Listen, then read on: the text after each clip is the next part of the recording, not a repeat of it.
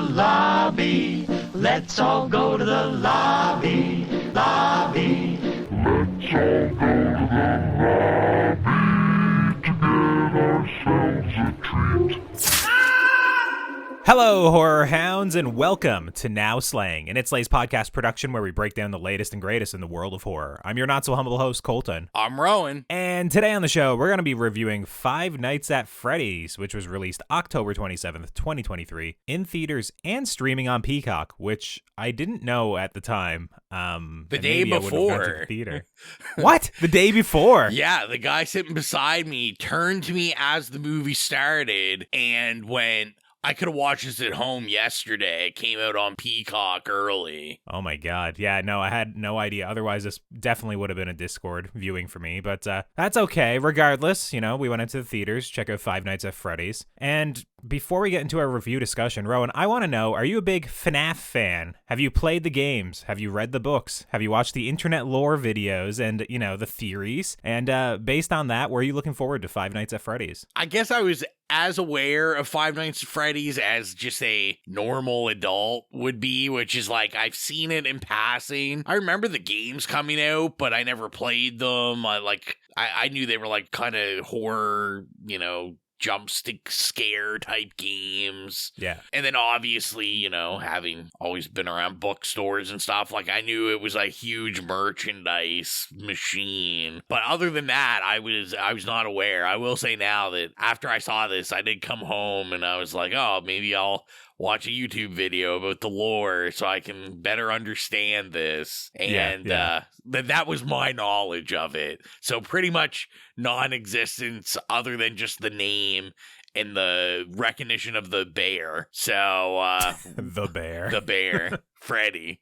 What about you? Yeah, so this is a little embarrassing, but for a time, Fnaf was pretty much like a good guilty pleasure of mine. Nice. When it first released, I had no idea what it was. My little brother was big into watching YouTubers like Markiplier and PewDiePie at the time, so I inevitably wound up giving it a try just based on his interest. I found the game really repetitive. I think I played it for like one evening, and then dropped it, and wound up just kind of consuming the franchise through game theory videos.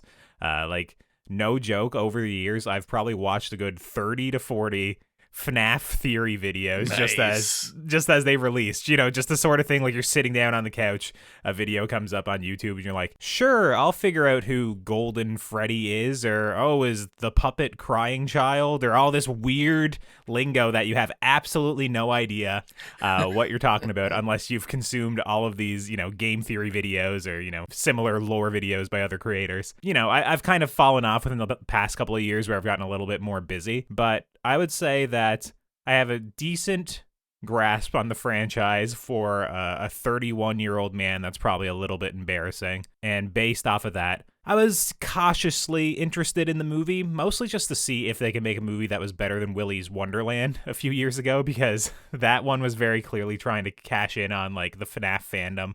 And I just thought it was pretty bad, despite having Nick Cage, which I never saw it. I bought it. I never watched it. In some ways, it might be better than this one, and in some ways it's worse. It's a very different movie. It's more so like Nick Cage, like fighting, you know, the animatronics, you know, like engaging them in like one-on-one combat. So it's very different. But yeah, I was kind of cautiously optimistic or looking forward to it just based on the little bit of knowledge I have of it, and also just, you know, knowing that this franchise is huge, you know, like it's a big deal. So, you know, even if it is, you know, mostly targeted towards kids, it's like any big horror franchise like this is probably good for the industry and for the genre as a whole. So I was hoping that it would kind of do the fandom proud. So did this movie do the fervent FNAF fandom proud? Well, before we get into that, let's throw it on over to the trailer. Welcome to Freddy Fazbear's Pizzeria, where fantasy and fun come to life. Hit it, guys.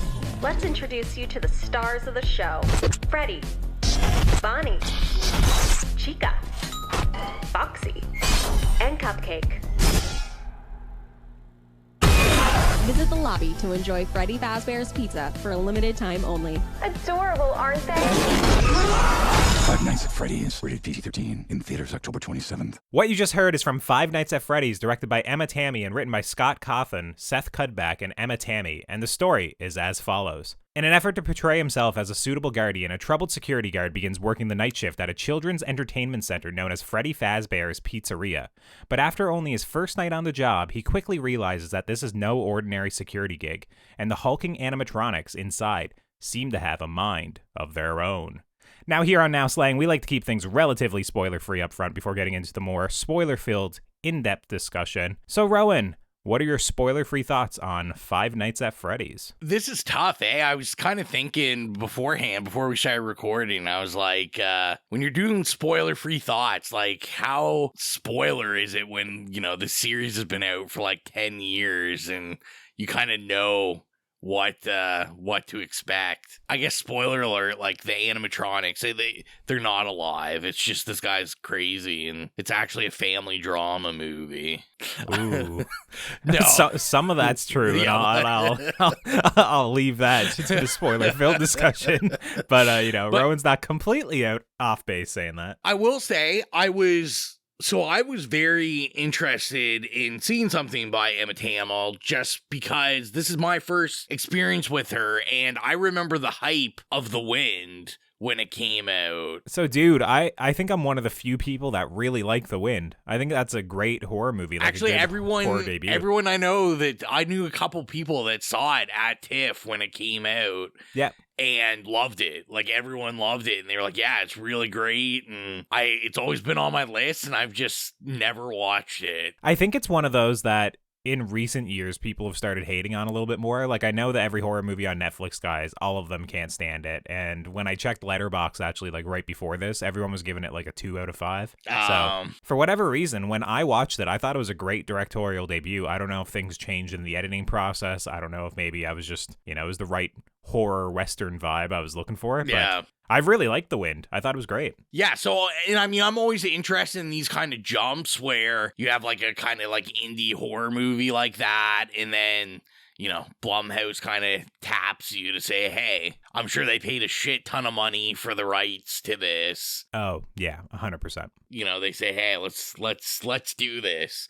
They're like, we can't go wrong. We got this. We got The Exorcist. What possibly can go wrong with our 2023? Mm-hmm. And I will say, I thought this was like pretty competent for what I was expecting. Like, I did like a lot of the directing to it. Like, I did like a lot of the shots in it. I like the sound design work in it. I thought this was probably as good as you were probably gonna get for something franchisey like this, because, you know, this is an impossible task, because this is something that everybody obviously loves. Like, this is a massive franchise, and, you know, you're never gonna do it 100% how people want it. So I'm coming in it, like I said beforehand, as someone with no knowledge of anything, and, like, you know, I was pretty okay with it. I kind of understood the lore, at least for the movie. I was like, okay, this... Okay. That was going to be one of my questions. I was wondering if it made any sense to you.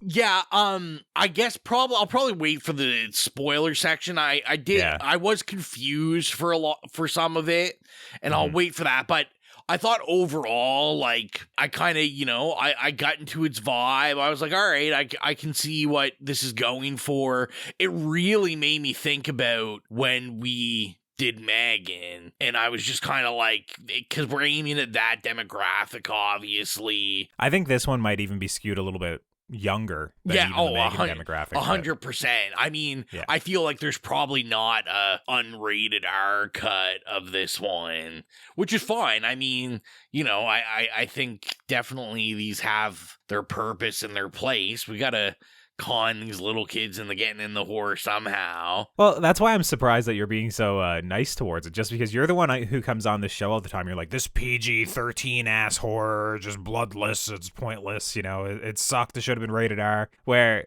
Are you fine with this one just basically being like a gateway horror movie? Because that's pretty much what it is, right? I kind of feel like I am. Like, I think, I don't know why, but I was just, I guess, a big softie in this one, where I think just where I knew about the games, and I kind of look at those games as almost a gateway horror game type thing. Like, Yeah. It's a lot of, from what I've seen of gameplay, like I've seen pretty, very little, but, it's like, it's a lot of jump scares, but it's not like a lot of like gore or anything, like, like some... Yeah, I think a lot of it is more implied. Like, don't get me wrong, some of the animatronics look absolutely horrifying. Super scary, but yeah, basically the whole conceit of the game is just you're playing as the security guard or like a technical operator or whatever. There's a reason why you're seated in most of the time one place, other than for the later games. And it's just basically you're watching monitors. You're like managing like power levels and batteries, and you're shutting doors at certain times when the animatronics get close, or turning off the lights for a certain point to make them go away and stuff like that, right? So it's basically you're just kind of managing all these like little powers, or managing. God, I'm forgetting the word, but all these aspects of the game, you're just managing that in order to survive like your night shift as a security guard or what have you. So it's basically, it's pretty minimal in terms of gameplay. A lot of it is like the atmosphere and the interesting notion of the animatronics, right? And then obviously some of the lore implications that happen as the franchise goes on. I thought the atmosphere was pretty good. Like I thought, this pizzeria, it looked fantastic. Like I was like, yeah, this is pretty like creepy, and it was kind of weird. It almost gave me like, and I mean, obviously they were going for, this pizzeria was like out in the 80s and stuff, but I was like, it's hitting all that kind of, 80s nostalgia everyone talks about, that like Stranger Things tries to touch. And yeah, have you ever been to a Chuck E. Cheese? Because that's very much like what they're going for, I think, right? Yeah, I have never been to a Chuck E. Cheese, but I imagine the rundown look of this just being an experience at Chuck E. Cheese when it's open. Yeah, like Chuck E. Cheese is now, like if they even exist anymore, probably the last time they got a fresh coat of paint was probably in the 80s. So they just all look like this now. But yeah, like I said, I mean, I thought everything was like pretty competent. I thought the little girl, Piper Rubio, I thought she's pretty good, and I'm pretty notorious for not overly liking kid actors. What do you think about how her costumes match the video game counterparts of, some of the other characters, like Crying Child or whatnot? What do you think about that? I did not even notice that. Thank you for pointing out my Fnaf lack of knowledge.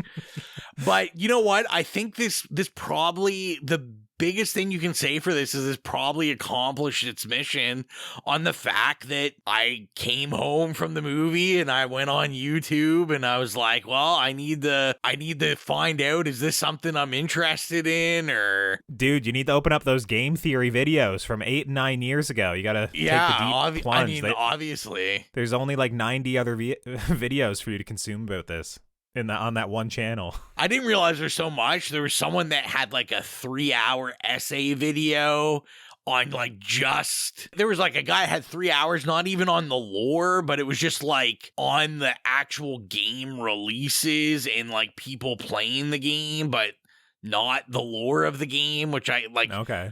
I was clicking on videos that had nothing to do with anything, but yeah, I mean, I think this probably accomplished its mission. I'm probably not running out to buy the books like for kids, but I was looking it up. I was kind of interested. I was like, oh, I wonder, like, do they still make these games? Like, what's the deal with them? Mm-hmm. I never did find an answer. I'm suspecting they probably make some sort of games for these. Yeah, they still make games. Yeah, it's just they've kind of strayed from the original conceit of just like sitting in a room. They're more traditional now. Like you have like full control walking around, It's kind of like you're in futuristic, similar, like still like a children's entertainment center, almost like an amusement park area. Like you're kind of wandering around, and then these animatronics or robots or whatever have you, they're kind of wandering around.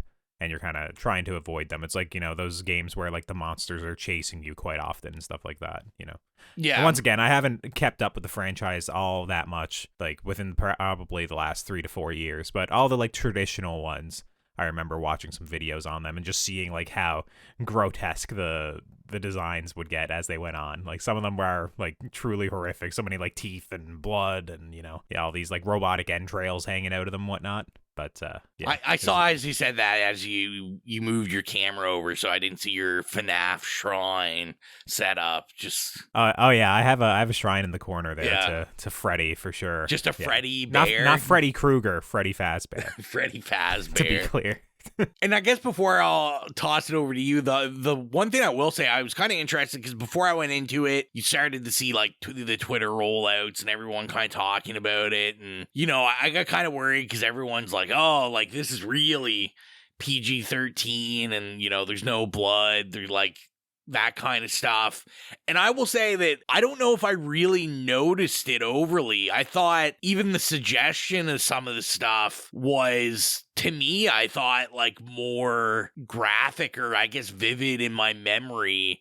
Then, like I said, I kept thinking about Megan and I was like, oh, I don't know. I think I like some of the like deaths or implied deaths in this more than I liked it in Megan. And Megan kind of even showed stuff sometimes. You're a changed man, Rowan. I can't believe what I'm hearing. This is crazy. Maybe I am a changed man. Anyway, give some of your thoughts on this. It's funny. I didn't think this was like overly great. I thought it was relatively bloodless, which for me, obviously the games have a lot of implied violence, and I know that they were skewing this younger to keep, you know, basically to have parents take their kids and the parents not feel like overly bad about bringing them to this horror movie. So I understand they were kind of targeting at a certain demographic, but for me, the lack of, you know, much violence or blood or anything really. A lot of implied violence, like you're saying, a lot of stuff happening off screen or in shadows or whatnot. It kind of took it a little bit away from me. I also just found the movie kind of boring overall, which is an interesting thing for like this sort of movie. But it's a movie that has a body count of probably like 3 people, like, yeah, you know, and many. And I thought this movie was gonna be, I don't know, 90 minutes long, and it's closer to 2 hours, so it just kind of went on and kind of overstayed its welcome a little bit for me. What I will say is that I do think the set design and the art design is very strong. I do like how the animatronics look like their video game counterparts. My audience absolutely ate this thing up. It was completely packed. And dude, like those iPad kids, like, you know, they were loving this. Like they were screaming, they were shouting, they were like basically pointing out like references and whatnot in the background and shit like that. There was people like as the credits were rolling, they were constantly talking about like, you know, what a sequel could do, or, oh, it confirmed this bit of lore, or, you know, oh, they're clearly setting up this thing, right? It was just like, maybe it just wasn't for me, which is like, you know, for me, I thought the movie was kind of boring. I thought it was kind of hollow. I thought the script was largely dumb. I definitely didn't expect this to be a movie all about trauma and, you know, reliving that past trauma through like dream theories and whatnot. So it was definitely different than what I was expecting. Like, I honestly thought this movie was just going to be a security guard at a pizzeria joint for 5 nights in a row, and that's it. The movie, it definitely is a little bit more ambitious than that, and it definitely tries to make you care for these characters. And as you mentioned, you know, oh, it's about family, which funny enough it is, and there's some good cheesy family moments in this movie that sometimes even involves the animatronics being part of the family, which I was just, I don't know, I was chuckling quite a bit at some of it. So yeah, it's probably not for me. I personally wouldn't recommend it. I don't think it's all that good. But once again, like I'm admitting, like if I saw this when I was like 8 years old, I'd probably love it. Like me there in like my Five Nights at Freddy's, you know, Bonnie shirt or Chica shirt or something, I'd probably love it. It's just as a 31-year-old dude sitting in this theater packed, didn't really do much for me. I found it kind of boring and I was fairly tired watching it. Didn't fall asleep, but I'm gonna say I was close at a couple of moments. And it also just so hot having that many people like in the theater at once. I was, God, sweating up a storm watching this Five Nights at Freddy's movie. So yeah, I personally wouldn't recommend it. I definitely prefer The Wind way over this, but I'm also not gonna give Emma Tammy too much shit for taking this sort of project on, because this is the sort of project that if it comes across and you're an up-and-coming horror director, especially one who's only had like a couple of movies of like mixed reception, this is one that you probably should take to put yourself on the map. And with what she was given, I do think she did a decent job. It's just, once again, it's just the way it was all structured and put together wasn't really for me. Would you recommend this one? I guess maybe like I sounded like You were super positive about this. Come on. I did enjoy my time, but you could probably watch this on Peacock. Like, I wouldn't recommend, like, if you're a grown adult like me, you probably don't need to go to the theater to go see this. You could just watch this online. I will say, as much as I had an okay time with this, I think I've seen it done better. I kept going to beginning pandemic. They put out, I think it ended up just going straight to video, but they put out a movie called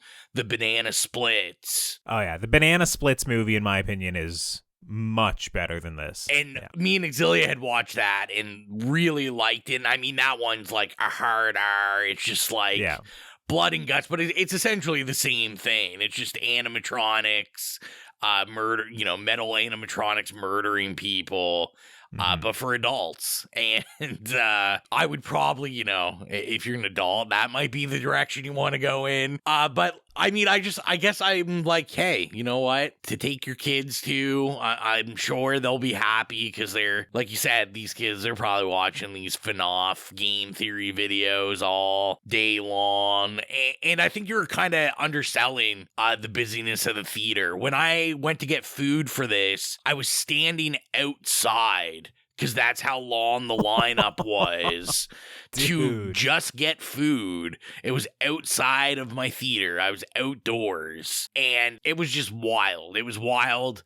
I was saying before the show that they had a usher just in the theater just to, like, basically give kids dirty looks. That, because of course everyone was trying to, like, gets, Snapchat shots of, like, Freddy and stuff. Mm-hmm. So they were just, like, yelling at everyone. And this was kind of, I think because it was aimed at a younger demographic, and I was like, whatever. It was the first time that didn't bug me. I thought it was kind of funny. Just like, the first reveal of Freddy, like, it's just like 8 million flashes going off. And, like, people freaking out. And I'm like, whatever. Let the kids have their fun. But I mean, I think we're dealing with, like, the next Avengers Endgame here or something. It's Sunday now. I think my theater's still entirely sold out shows. Yeah, I was checking last night because I had tickets to the late night showing, and I was tired, so I was like, can I just go to, like, the 9 o'clock or the 8:30 instead? And I looked and I was like, no, I can't go unless I want to sit literally front row. There's like 8 seats at the front of the theater, and that is it. So yeah, this thing is a bit of a phenomenon, at least around these parts as well. Yeah, so now I'll be very interested to see if that holds up, or if that's just kind of a first night, everyone's kind of seeing it. But I don't know, man. I feel like, we're sitting here, I'm telling people to watch it at home, you're saying don't necessarily see it. I'm kind of worried, man. I think people are going to see this multiple times that are in the FNAF. Oh, don't get me wrong. I'm saying personally I wouldn't recommend it. We're getting a Five Nights at Freddy's 2 and 3, and they're going into the fucking sister location. They're going to have these ghost animatronics. They're going to have a bunch of weird shit, guaranteed. Regardless of what I say. It's just personally I don't think it was a great movie. No. But, if you want to see Five Nights at Freddy's, you've seen it already. So that's not a recommendation from me. It seems like kind of a soft recommendation from Rowan. Watch it at home, Yeah. And with that, I think it's time to cut to the spoiler discussion for Five Nights at Freddy's. We are now in our spoiler discussion for Five Nights at Freddy's, so if you have not seen Five Nights at Freddy's, it's time to tune out and come back once you've seen the movie, or keep listening if you simply don't care. Now, Rowan, usually I let you kick things off, but I can't hold this anymore. My theater exploded at a certain cameo in this movie, and I want to know if they freaked the fuck out in yours as well. Did you know who Matt Pat was going into this movie? I had no idea. I mean, I knew the minute the waiter came on and everyone started clapping and yelling and there was like 8 million teenagers going, oh my God, that's him. And I was like, obviously I'm missing something here. So I knew right away as soon as I got out of this, I was like, I better Google who the hell this guy is. Yeah. And I did discover that he's the game theory guy. Yeah, so he's the game theory guy that I mentioned in the the beginning of the podcast where I watched all these theory videos. Yeah. His channel is pretty much built on the back of this franchise. Like, don't get me wrong, he's done loads of theories before that, like Zelda and Mario and, Halo or whatever. But this was the one that kind of really blew up his channel, and whenever there'd be a new book or a new game or new trailer or anything, he'd have a new video about these theories. And a lot of it, for a certain point in the beginning of the franchise, it almost seemed like the creator of Five Nights at Freddy's, Scott Cawthon, was kind of almost like sparring with him a little bit, like putting in things that almost like mislead him or to change it or have him rewrite everything, or, and obviously that was the creator himself also figuring out like what is the story of this franchise. But I do think he was pretty instrumental in just like blowing this thing up. Because, he has millions of followers, and once again, he's made something like 90 videos on Five Nights at Freddy's, and I've seen, like I said, a good 30 or 40 of them. So they have this really energetic editing style. They have this, like, it's really like memey. It's like definitely targeted at a younger audience. Like when you watch it, you'd probably definitely cringe at it. But he definitely does have like an encyclopedic knowledge of Five Nights at Freddy's for sure. So yeah, seeing him in this movie, like I kind of cracked up laughing, especially since they made him say his line. Have you ever seen a game theory video? No, I've never seen one. He says something along the lines of, "But that's just a theory. A game theory." And in this movie, they literally get him to say, "That's just a theory." And I was just like, bro, what is this? It's like worlds are colliding. YouTube's taking over, man. Dude, but yeah, my audience lost it. Like, absolutely lost their minds. It was like, I don't know, Tobey Maguire Spider-Man coming on screen and, Spider-Man, the No Way Home or whatever. It was literally like that level of like eruption. I couldn't believe it. Now, I kind of felt that way, not with him, but I did not know Matthew Lillard was in this.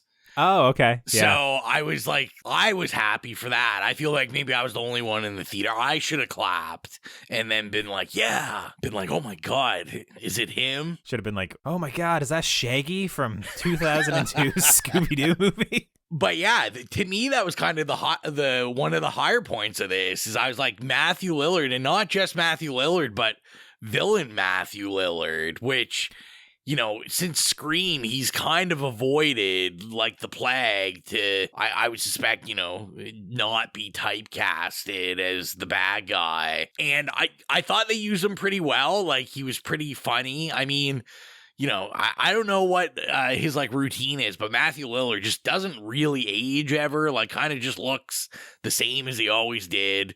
But I thought like they had very like subtle, and I don't know if I can really explain it, but there's just like kind of subtle nods like, hey, if you're old enough, remember he was the bad guy in Scream. And like there was a couple times that he almost looked like he was going to break into the Scream monologue. And I was just like, okay, like, Emma Tammy knows what she's doing with him and knows what's going on. I thought the most, to me, what the most important discussion for the spoiler section is that I was, not that we really get it fulfilled, but I was kind of very interested in the story that Emma Tammy was trying to tell that wasn't Five Nights at Freddy's, because I just thought it was kind of, we're obviously trying to introduce like some sort of weird, like, being awake in your dreams, like Nightmare on Elm Street type stuff going on. Like, Can't have a Freddy movie without dream narrative, dream logic. But I thought it was kind of interesting because I thought it was very noticeable that I think that was the story she was more interested in exploring and telling than Freddy Fazbear. Like, I just thought you could kind of tell that she kind of wishes this was like just not a Five Nights at Freddy's movie, and this was, about a guy's brother being like kidnapped and childhood trauma and, exploring dreams. And yeah, and some of that is in Five Nights at Freddy's still. Like, there's like a birthday party mini game, I think, where you play as a kid and you kind of chase these like kids around, the ghosts of these kids, and they wind up at the animatronics, and basically it's the game telling you that like there's these spirits of the kids inside of the animatronics, right? So some of that is actually in the game. But yeah, I don't remember specifically the main character in the first one, like his brother being abducted by William Afton. I don't remember that, and I also don't really know if that makes a whole lot of sense, really, because from what I understand, like William Afton in the games and whatnot, like he was a child murderer, like for sure, and like just a disgusting one of those sorts of killers.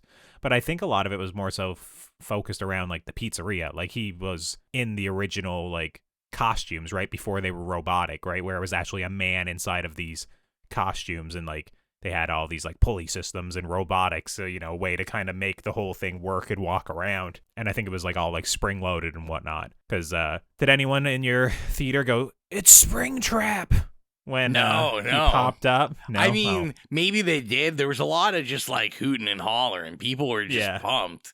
So I don't people know freaked out in mine once again, like at the end of the movie where you see William Afton come out in the Springtrap, you know, the old suit where it's all like rotting and whatnot, the big like golden bunny type thing. Yeah, it's I thought that was pretty effective. I thought it looked pretty unsettling. It was. Yeah, I thought it was cool. I thought the Springtrap thing was like a neat like death way to kill him, but obviously set up the sequel for like, I don't know, the ghost Matthew Lillard. Well, you just gotta wait. He's gonna turn into Purple Guy, and then he's gonna vomit up his entrails, and there's gonna be a robotic exoskeleton named Ennard. Oh, jeez. Haunt them. I can't wait. You know? I can't wait.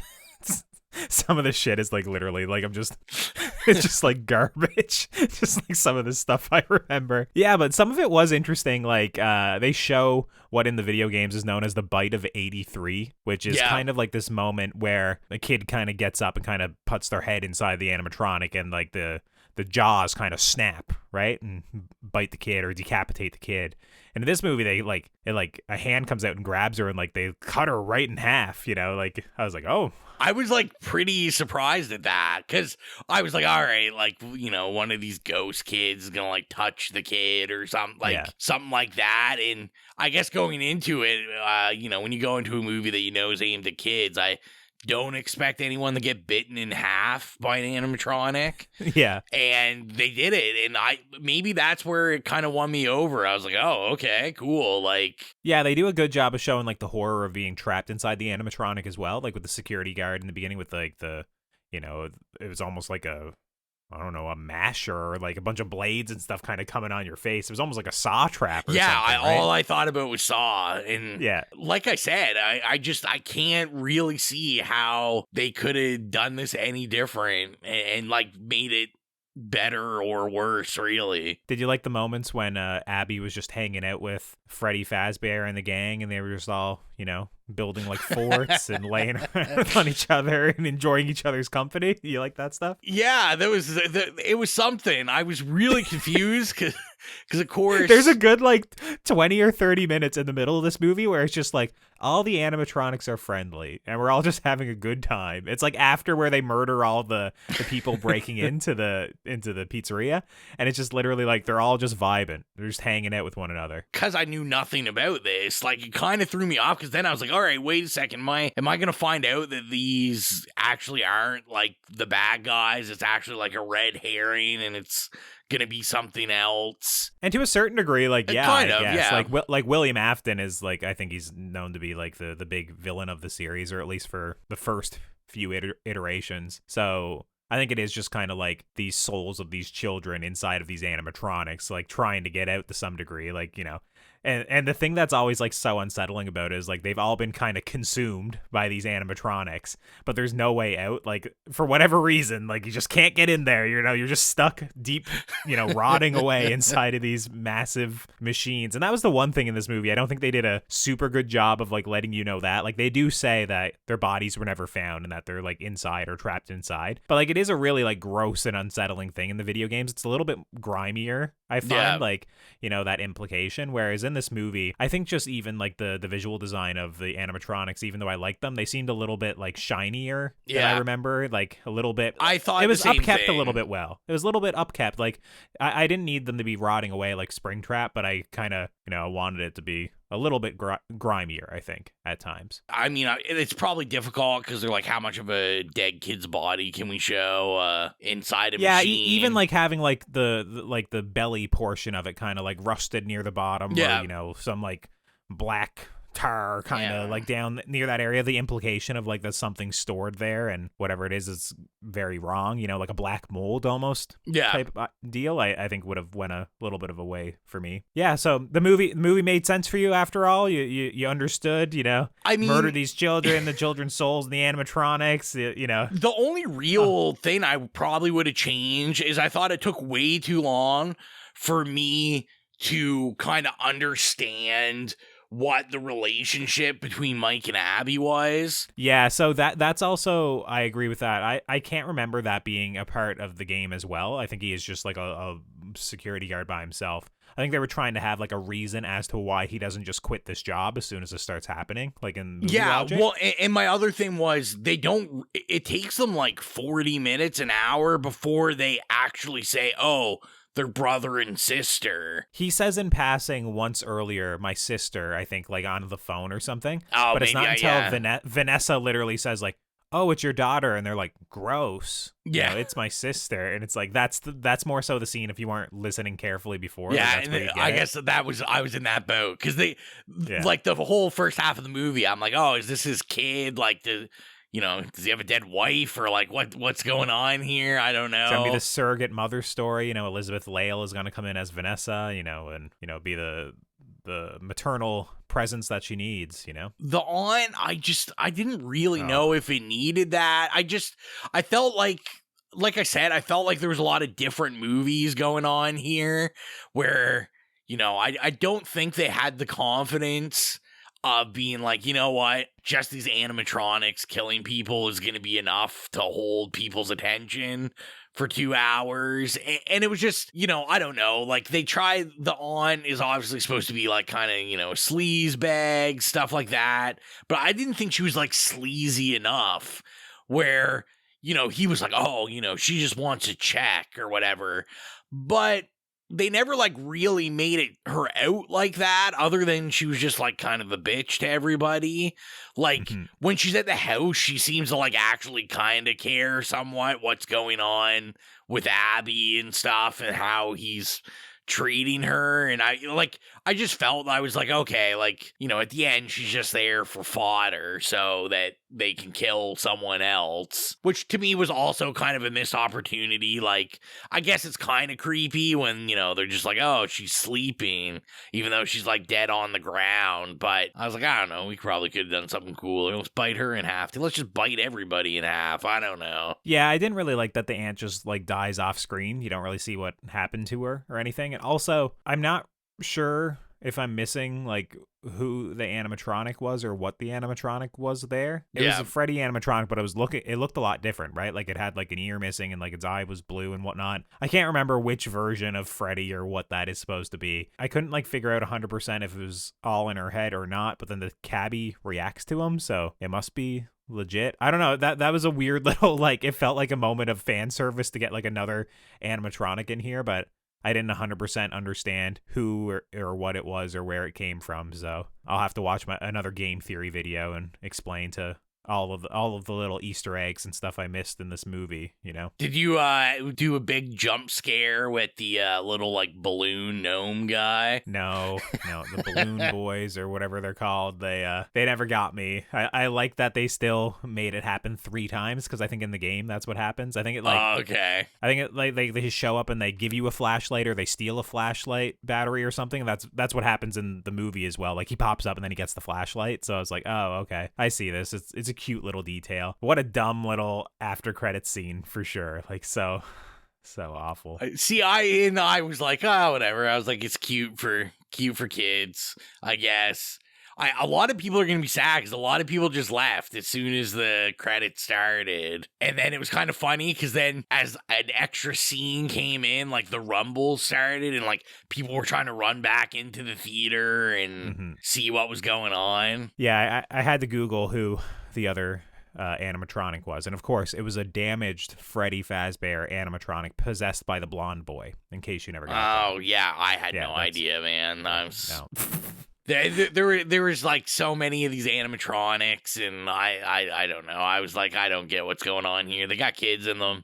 That's all I know. With that, is there anything else we should talk about before we get into this? I feel like there wasn't much to say. I just needed to say that Matt Pat was in the movie, and I was like, what am I watching? This is crazy. We were like, we need to at least have a 40-minute episode on Matt Pat being in a movie. 100%. So if you're new to the podcast, our review rubric is nay, okay, yay, or slay. So Rowan, what would you give Five Nights at Freddy's? I'm comfortable giving this an okay. You know, like I said, I wasn't offended by it. I don't know, maybe it was because it was a packed theater and, you know, I knew this sold out all weekend and I was like, nothing like this has ever happened since I don't even know when. I don't even think when I saw Endgame it was this busy. So that's insane. You know what? This is for someone, obviously not me. I've never played the games, but I had an okay time with it. Like, I feel like if someone wanted to watch this, I'd be like, sure, cool, all right. Like, it's not something that I'm like, oh man, that's a total hunk of shit. I'm interested to see how this is gonna go. Like, you know, is Emma Tammy gonna keep coming back for these? Are they gonna have other new directors kind of, you know, do their thing on this? How big can we get to? Like a Saw like 12 with this one? Like, how many of these can they make? And it just be a money machine. That's what I really want to know. But yeah, I mean, I think for kind of a gateway horror movie, I like this better than I like a lot of other gateway horror movies that I've seen. So wow. I think it's okay. And that's where I'll end that. What about you, Colton? Yeah, for me, I'm a little bit more negative on this one. Like, once again, I didn't hate it, but I thought it was pretty boring. I thought the script was pretty bad a lot of the times, like specifically Vanessa, like the police officer character. There's a reason I didn't really talk about her at all. Yeah, she's pretty awful in the movie. Like, not so much the acting, it's just like a lot of her lines and what she's saying, what she's doing is just, you know, once again, it's kind of like, oh, she's William Afton's daughter. How much is she involved in this whole plot? But it was just, she was very bad. I had a hard time just staying awake. Maybe that's just I'm working all the time. I had a long week. It's too hot in my theater. You know, some of these things aren't the movie's fault. But I also wanted a little bit more of an edge to this. There's a moment later on in the movie where they kind of show the aftermath of what happened to one of the security guards. I think when the cupcake got him or something like that and his face is kind of chewed off. I would have liked some more snippets of that throughout the movie. Like, once again, just adhering to the PG-13.